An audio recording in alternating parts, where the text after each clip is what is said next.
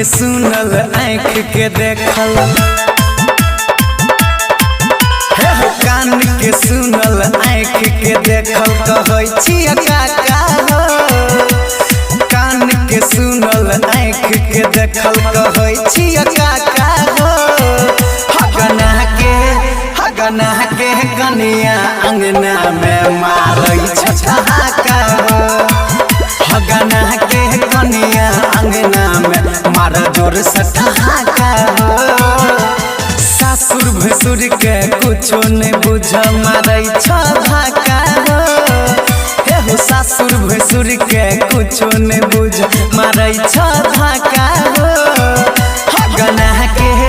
हगना के कनिया अंगना में मारे जोर से ठहाका हो। हगना के कनिया अंगना में मारे जोर से ठहाका हो। कान के सुनल आँख के देखल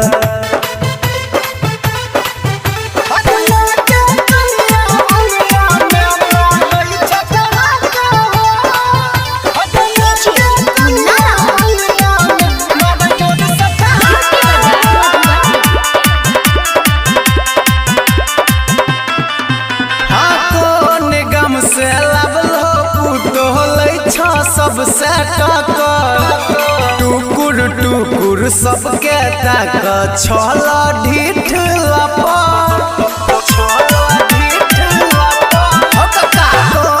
गम से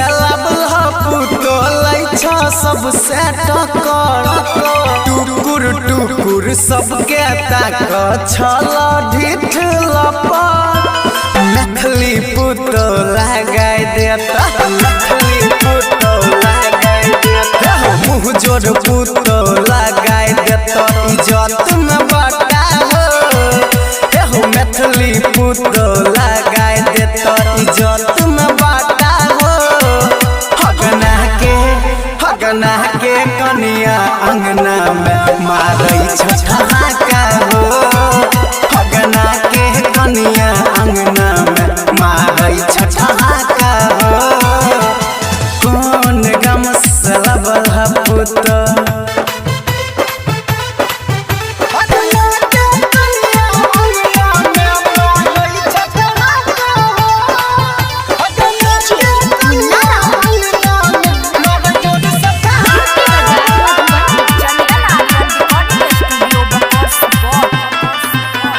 पशुपति गुड्डू का देख के घो नहीं ताना।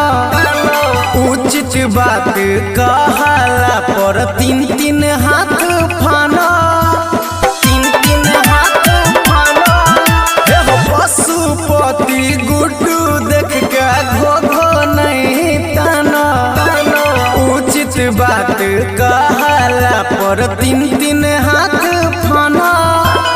फोन करके चंदनवा के फोन करके चंदनवा फोन करके जाय किशोर के पूछै छ पता हो। फोन करके गुड्डू राजा के पूछै छ पता हो। हगना के कनिया अंगना में मारै छठहाका हो। हगना के कनिया अंगना में मारा जोर से ठहाका हो। कान के सुनल आँख के देखल बुझ जा बात।